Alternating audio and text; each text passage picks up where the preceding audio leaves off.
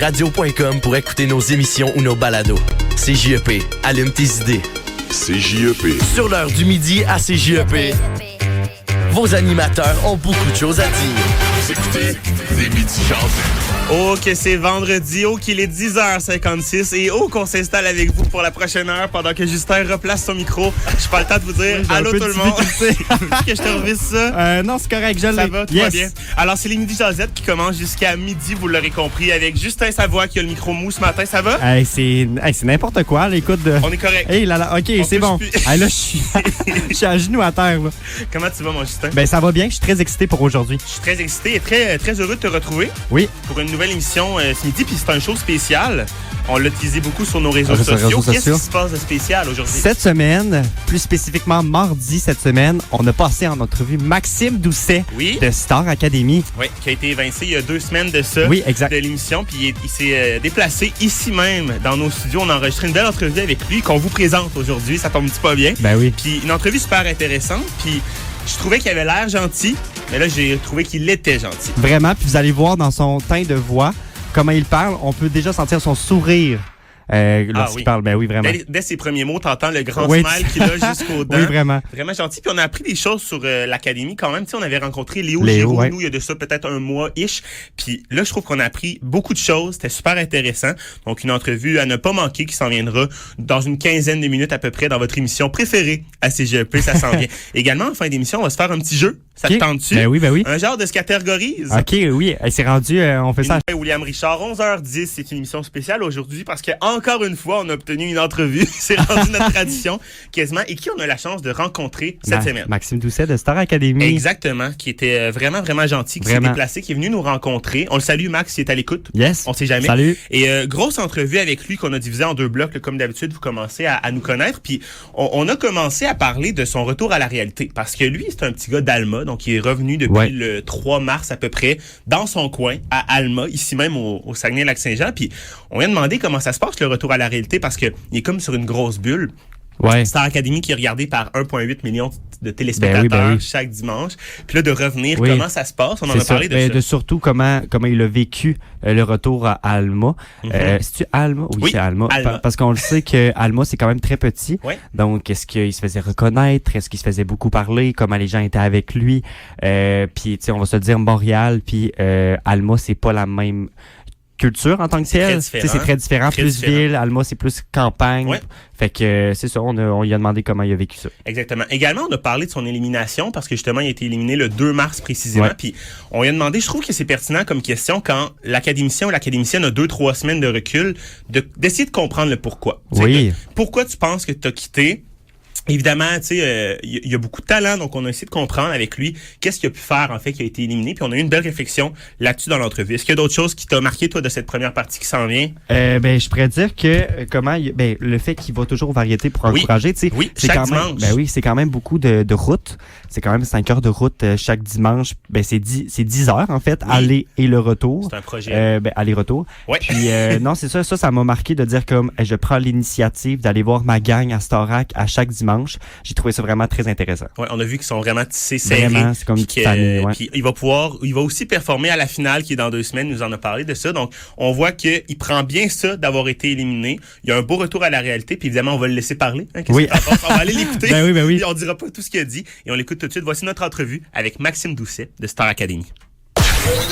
Maxime Doucet, merci d'être avec nous aujourd'hui. Merci à vous de m'avoir invité, ça va bien? Ben oui, ça va super bien, on apprécie. T'es de retour à Alma, comment ça se passe le retour à la réalité depuis que t'as quitté Star Academy? Le retour à la réalité depuis que j'ai quitté Star Academy, c'est spécial. Il y a plein de choses qui changent maintenant. Quand je me promène, les gens me reconnaissent, mais c'est beaucoup d'amour, hein. C'est que du positif. Star Academy, ça a été une sacrée belle expérience. J'ai pu évoluer autant au plan personnel qu'au plan professionnel. J'en retire beaucoup de positifs, puis c'est un beau retour à la réalité en douceur. Puis est-ce que c'est ce à quoi tu t'attendais, ce retour à la réalité-là, avec l'amour du public, avec les réactions des gens, de ton entourage? Est-ce que c'est un peu ce à quoi tu t'attendais? Mais même si on se fait des attentes, on rentre dans la machine Star Academy, c'est énorme Star Academy, hein? En sortant de là, on réalise que clairement, ça a surpassé nos attentes. C'est énorme. Star Academy, c'est 350 personnes qui travaillent semaine après semaine pour monter les spectacles, tout ça. Fait que c'est une grosse équipe, c'est une grosse machine. Puis il y a beaucoup de gens aussi qui écoutent ça semaine après semaine. C'est 1,8 million de spectateurs c'est pas rien. semaine après semaine qui sont là devant leur télévision à nous regarder. Fait que c'est énorme. Non, on peut pas... on se fait des attentes, mais on peut pas réaliser à quel point c'est grand tant qu'on n'est pas sorti, puis tant qu'on le vit pas pour de vrai. OK, puis depuis ton départ, est-ce que t'es allé à toutes les variétés qui ont suivi? Ben oui. Tu sais, Star Academy, on le vit quand on est dedans, mais on le vit aussi à l'extérieur. On est les exclus, puis on est une gang vraiment soudée. On se revoit semaine après semaine, on se recôtoie. Puis c'est pas encore terminé, là. L'aventure continue même jusqu'à la fin. On retourne à chaque variété pour encourager nos amis, ça c'est certain. Wow. Puis ça fait quoi d'aller voir les variétés quand tu n'es pas sur la scène? Ben c'est le fun.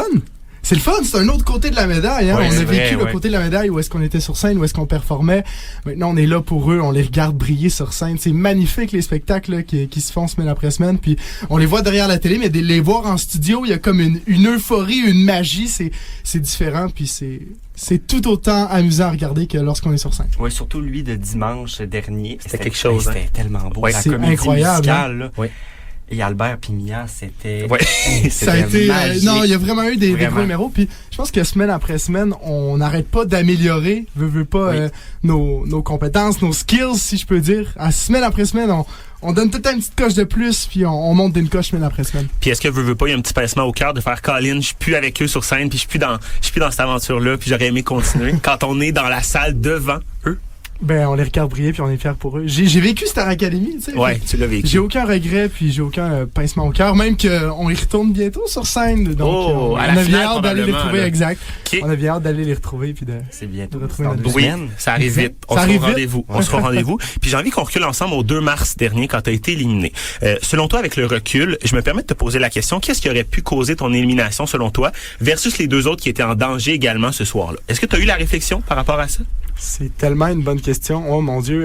Ben écoute, rendu à ce niveau-là de l'aventure, les gens sont tellement talentueux. On a commencé, au début, on était 5000. Ouais. Puis quand je suis parti, on était 9, je pense. Quand même. Fait que d'avoir fait tout ce bout-là de chemin, c'est déjà énorme pour moi. C'est un énorme accomplissement. Jamais j'aurais pensé me rendre autant loin, là.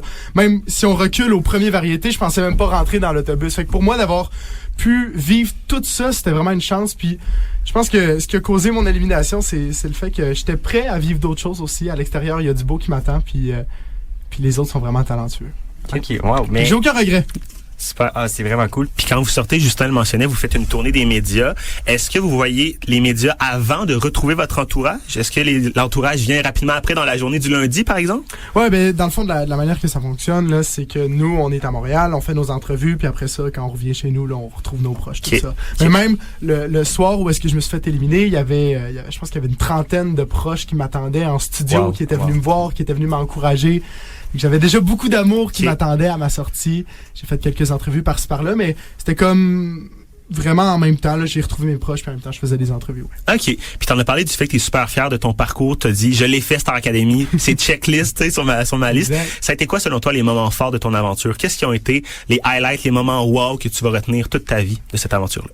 Ben, l'aventure au complet était un highlight. D'avoir vécu cette aventure-là, autant dans les hauts, dans les bas, dans les imprévus, dans les moments forts, dans les moments où est-ce que des fois le moral était un peu plus bas, tu sais, c'est la globalité de l'aventure qui reste marquée dans ma tête à tout jamais. C'est le fait de pouvoir me dire à la fin, en sortant de ça, j'ai vécu un rêve puis j'ai eu la chance d'être là. Ouais. Puis de le vivre à 100% sous tous ses aspects. Fait que je suis vraiment reconnaissant, puis je me trouve chanceux d'avoir pu vivre ça. Ben oui, vraiment. Puis tantôt, t'en parlais, mais autant avec ta cohorte qu'avec les professeurs, on a pu sentir une grande chimie en vous toutes. Et puis, on peut dire que vous étiez vraiment une petite famille de Star Academy. Oui. Et ça a été quoi le meilleur conseil que tu as reçu à propos de ta petite famille? Ça peut être les professeurs de la cohorte, ça peut être n'importe qui.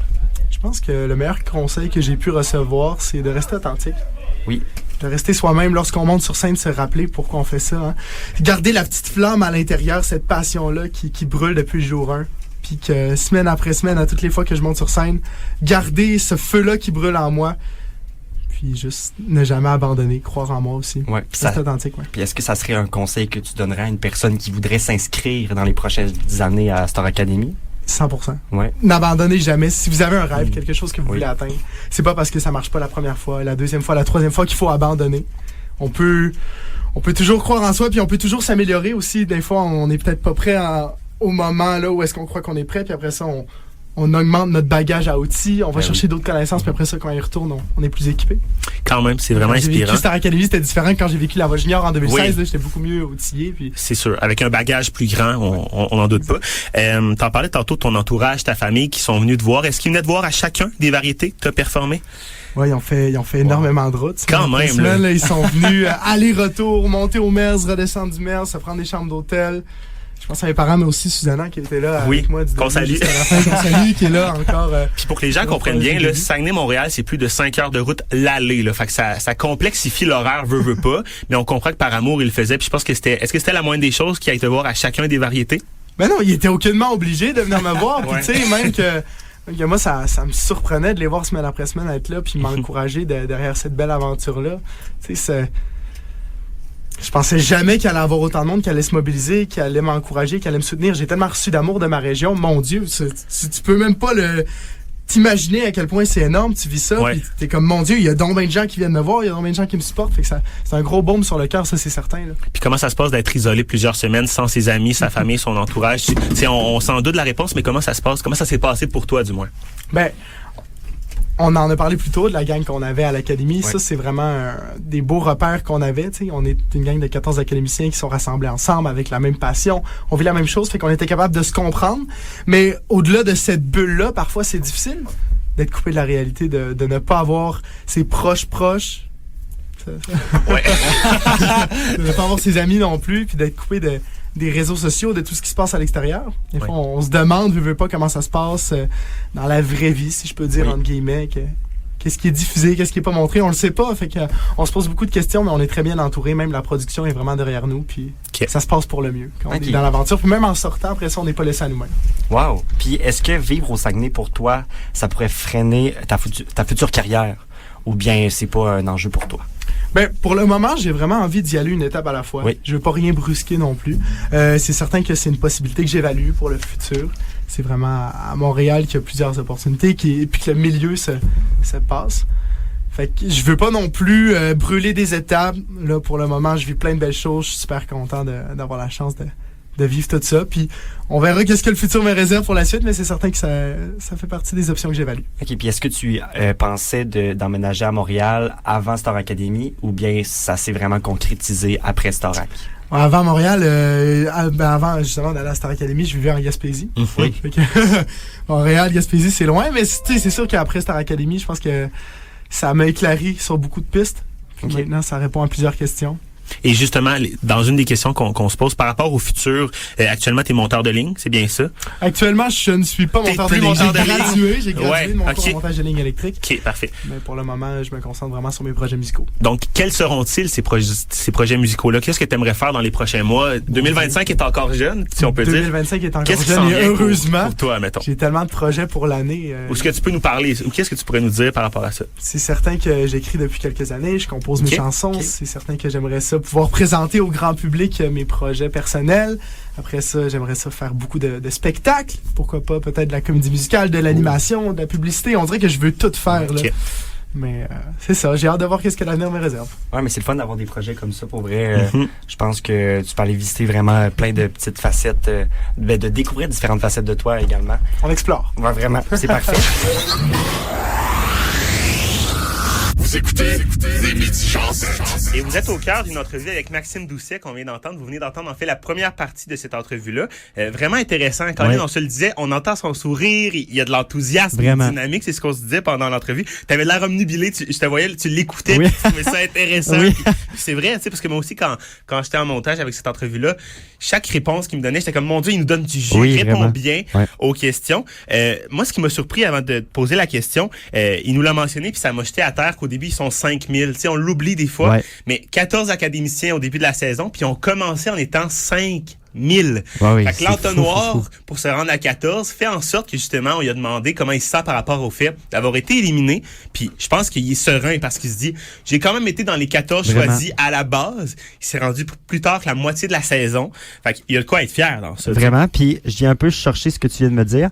Moi, ce qui m'a surpris, c'est vraiment son positivisme. Incroyable. C'est malade comment il était positif, parce que tu sais, je comprends qu'il y a des personnes quand elles sont éliminées, il y a des personnes qui sont un peu plus déçues que Ouais, d'autres. ouais. Mais lui, il est comme content de ce qu'il a fait, il est content de son aventure, il en a profité à fond.